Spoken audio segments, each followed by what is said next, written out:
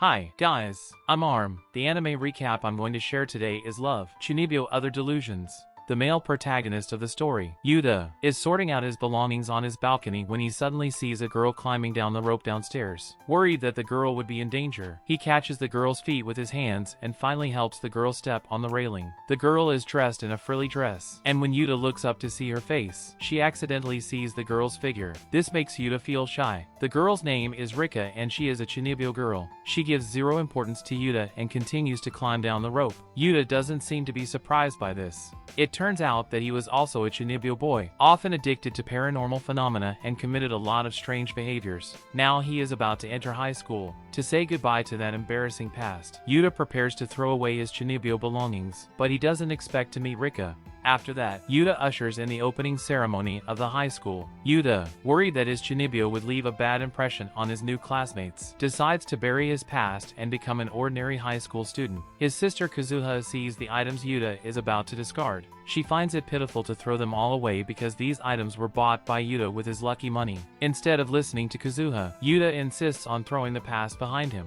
On his way to school, Yuda meets Rika again. He can tell from Rika's behaviors that Rika appears to have severe Chunibyo. Yuda comes to the new school and vows to spend some quiet high school time here. His former classmates always looked at him differently because of his Chunibyo. High school is a fresh start for Yuda. He recites his magic spell one last time, saying goodbye to the past once and for all. But what he doesn't know is that Rika overhears his spell. A month later, Yuda and Rika become much closer. He fits in well to high school life, but Rika is immersed in her own world and rarely interacts with her classmates. Yuda sees himself in Rika. He feels that Rika is too lonely and decides to accompany her to eat. Rika doesn't want to eat tomatoes and feeds Yuda a bite. Their intimate interaction has attracted the attention of many classmates. Yuda is afraid that Shinka would take it the wrong way. Rika is immersed in a delusional world. She thinks that eye drops are a trap of the devil and are very dangerous for them. What surprises Yuda the most is that Rika actually speaks his magic spell. Yuda is very nervous and asks where Rika hears it. Pushed by Yuda, Rika explains that she just overheard Yuda chanting spells.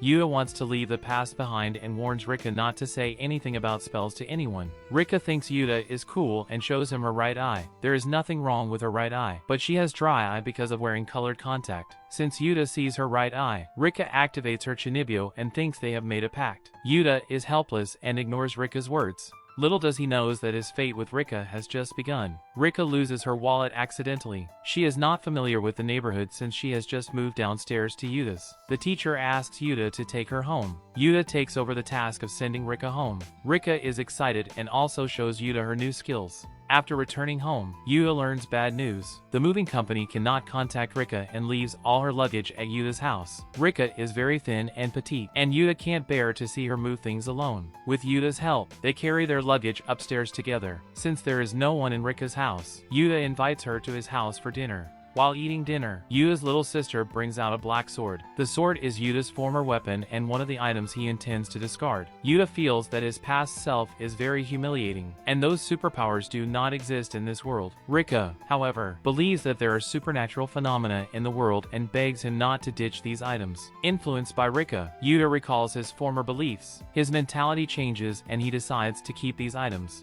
After that, Yuda has a sweet dream. He dreams of playing in the pool with Shinka. Unfortunately, this dream is ruined by Rika. Rika picks up a cat. Because her sister is allergic to cats, Rika wants to ask for help from Yuda. Yuda doesn't want to be Rika's slave and rejects her. Over the next week, Yuda gradually adjusts to high school life. On Makoto's recommendation, Yuda becomes the class leader and is in charge of managing the boys. The female class leader is Shinka, and Yuda is happy to be her partner. Before the lab class begins, Yuda and Shinka check the equipment used for the class. Shinka feels that Yuda is a good fit for the position of the class leader. Since she has a bad memory, she hopes that Yuda help reminds her of it. Looking at Shinka's face, Yuda thinks of the scene in the dream. They have a nice conversation. Yuda doesn't expect Shinka to remember the scene when they first met. He gets nervous and wants to invite Shinka to his house, but he doesn't know how to ask her. At this time, Rika suddenly appears in the classroom. As Rika mentions the cat she has picked up, Shinka recalls the cat lost notice she has seen. With Shinka's introduction, Rika and Yuda meet a senior named Cumin. Cumin's cat is lost and she is trying to find it. To confirm that Cumin is the master of the cat, they come to Rika's house to see the cat. It's Yuda's first time to come to Rika's room, and since there are many interesting weapons in the room, Yuda's Chunibyo has reappeared.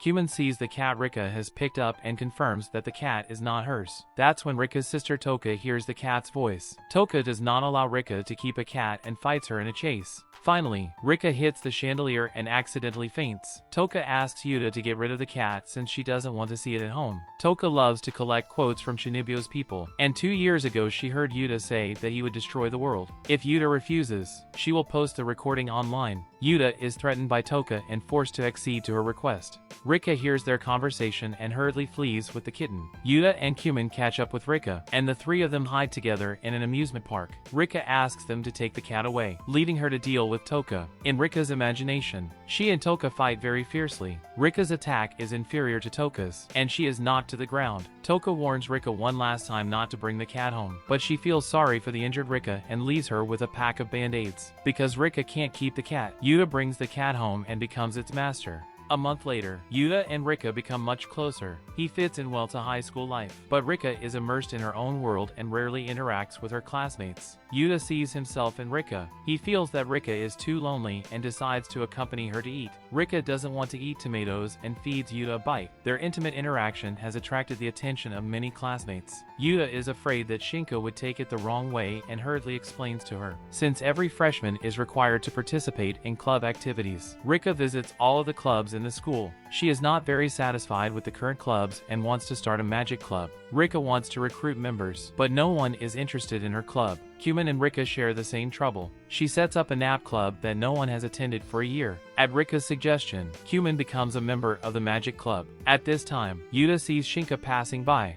He is attracted to Shinka and follows her to the cheerleading activity. Rika also signs up for the cheerleading activity. Rika cannot balance well, so she is not very suitable for joining the cheerleading team. After the activity, Rika is interested in the drama club. She gets into her Chunibyo state and falls into a fantasy world. Rika thinks she has shown great superpowers, but still, no one wants to join the magic club. Yuda has a crush on Shinka. He dreams of her wearing a cheerleading uniform and confessing her feelings to him. Unfortunately, his dream is ruined by a strange girl. Her name is Sanai and she is Rika's servant. Sanai's Chunibyo is very severe. Like Rika, she lives in a fantasy world every day. With Sanai joining, there is one more member of the club. Because they are very persistent in forming a club, the teacher is impressed by their attitude. She allows them to form a club if they can clean up the abandoned classrooms. After cleaning the classroom, Rika successfully sets up a club. She announces that the club activities start tomorrow, hoping Yuda and Sanai are ready. Rika is angry because Yuda refuses to join the club. Shinka overhears a topic related to magic and decides to join the club. Yuda never understands why Shinka joins the club. He guesses that maybe it is because Shinka likes him, but Shinka is so popular at school that he can't imagine that Shinka really fancies him.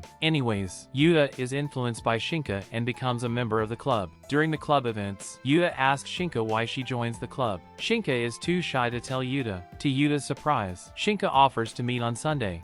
On Sunday, Shinka comes to Yuda's house. Her real purpose is to find a magic book. Like Yuda, she was once a Chunibyo girl. A year ago, Shinka posted a lot of magic-related topics on the internet, but she never expected that Sanai would record her quotes. To get out of this embarrassing past, Shinka finds Sanai's magic book and burns it down. Sanai admires Shinka so much that she has long backed up the magic book, but she doesn't believe Shinka is the author of the magic book and refuses to hand over the copy. Yuda advises Shinka to show her superpowers so that she can gain Sanai's trust, but Shinka has passed the Chunibyo period and is no match for Sanai at all. Shinka can only remain in the club until she gets rid of her cringe past. In the following time, the club suffers a crisis. Because Rika sucks at math, the teacher thinks that it is because she has spent all her energy on the club. If Rika doesn't improve her math grade, the teacher will disband the club. Rika doesn't want to study and tries to improve her grades by using magic. But this is just her Chunibyo, and her wild guesses are all wrong. In order not to have the club dissolved, Rika not only seeks the help of the gods but also applies to the teacher for working for the school. They want to help the school clean the pool and prove that the club has value. While cleaning the pool, Sanai takes the pool as a battlefield and attacks Rika. Because they are so immersed in playing, no one is cleaning the pool. The teacher is furious when she hears about this, and demands that Rika's math grade must exceed the class average. But Rika has no interest in mathematics. When When Yuda gives her makeup lessons, she is always distracted. During the break, Rika offers to exchange emails with Yuda. Yuda's email address is a magic code set up during his Chunibyo period, and he feels very ashamed. Rika, who suffers from severe Chunibyo, still believes that magic exists, and asks Yuda to help come up with a code. Yuda is impressed by Rika's innocence. In order not to let the club disband, he decides to work hard to tutor Rika in math. If she can improve her math grade, he will give her a magic code. A few days later, although Rika still flunks her math exam, her classmates do not perform well in this exam either, causing Rika to luckily exceed the average score of the class. Yuda fulfills his promise by performing his superpowers in front of Rika and giving her a magic code. Rika likes the code and sends Yuda her appreciation via email. The crisis at the club is over, but the war between Shinka and Sanai continues. Shinka doesn't want her embarrassing past to be exposed, so she can only pretend that nothing has happened in front of her classmates. Yuda hears Shinka's explanation and feels very helpless. At this time, Yuda suddenly receives a meeting request from Makoto. Makoto receives a love letter. It is the first time he has been confessed by someone, and he is so nervous that he doesn't know what to do. Makoto likes Shinka a lot, and he very much wishes that the letter has been written by Shinka. Makoto comes to Shinka, who is fighting with Sanai, because their conversation is so childish. Shinka, fearing that her persona would be tarnished, warns Makoto not to reveal anything. Makoto accedes to Shinka's request and asks if she is the writer of the love letter. Shinka has never written love letters to Makoto. Out of respect for the writer of the love letter, she does not reveal her name. Makoto is very curious and vows to find out the writer of the love letter. As he hurries away, his notebook falls to the floor. Yuda doesn't notice the notebook on the ground. He is surprised by Rika's sudden offer of holding his hands. Rika explains that she just wants to feel the magic and soon lets go of Yuda. Later, Makoto's notebook is picked up by a female classmate. Since Makoto has ranked the girls in his notebook, Shinka is angry and thinks it is disrespectful to the girls. She recounts the incident at the class meeting and asks if the male classmates have voted. Makoto wants to protect his male classmates and voluntarily admits that he is the owner of the notebook. The ranking thing is done by him alone and has nothing to do with anyone else. To apologize to the girls, Makoto decides to shave his hair. Although Makoto still hasn't found the female classmate that confesses love to him, he gains the support of the male class. After the ranking event ends, Yuda ushers in the summer vacation, but he never expects that Toka would ask him to spend the summer vacation with Rika. At Toka's request, Yuda comes to Rika's hometown. He is accompanied by Makoto and members of the club, but for some reason, Rika rejects her hometown very much. When they go to the beach together, Rika can't get cheered up either. Toka is very helpless with Rika. She can't change Rika's mind and hopes Yuda would help Rika. Toka takes Yuda to a cemetery. This is Rika's father's grave. Since his death was so sudden, Rika has never been able to accept it, which is why she rejects her hometown. After her dad died, her mom abandoned her and Rika. Rika thinks that her dad is still alive and wants to use magic to get him back. With Yuda's help, Rika comes to the place where she last saw her father. She firmly believes that her father is watching her from a short distance, but when she arrives at her destination, she sees only a field for sale. Rika refuses to give up. In her fantasy, she uses superpowers and enters another world. Toka doesn't want Rika to indulge in a fantasy world and wants to wake her up. She tells Rika that her father is no longer there, and that the wizarding world is just her fantasy. At this time, Yuda stops Toka. Yuda believes that there are many unacceptable things in this world. Toka and Rika have different values. Although Toka is telling the truth, that doesn't mean Rika has to accept it. While Yuda and Toka argue, Rika takes the opportunity to escape.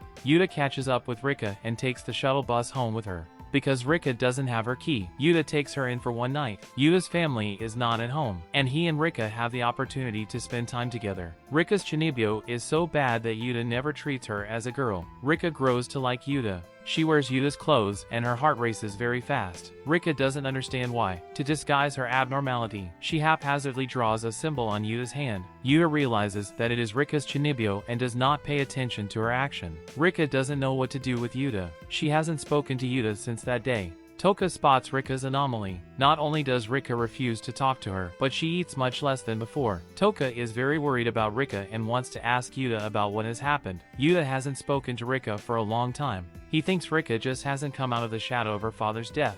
When school begins, Yuda takes the initiative to come to talk to Rika, but as soon as Rika sees him, she hurries away. Rika has not yet realized her feelings for Yuda. She doesn't understand why her heart races as soon as she sees him. Rika fantasizes that if she can defeat Yuda, she can eliminate his influence on her, but she is so weak that she is slapped by Yuda and falls to the ground. Yuda wants to pull Rika up. Rika doesn't know what to do with Yuda and has to run away. Shinka discovers Rika's feelings for Yuda. After school, Shinka reminds Rika that Rika has a crush on Yuda. Rika feels very shy. In order to match Rika and Yuda, Shinka arranges for them to be alone. Rika wants to talk to Yuda. Unexpectedly, she accidentally falls off the roof. To catch Rika, Yuda runs downstairs. Like the first time he met Rika, he holds her feet. Rika is so scared that she hugs Yuda tightly. This is the first time Yuda has hugged a girl. He feels a touch of warmth in Rika. From that moment on, his feelings for Rika have changed subtly. While Yuda is troubled by relationship problems, Makoto reminds him that falling in love doesn't necessarily need a reason.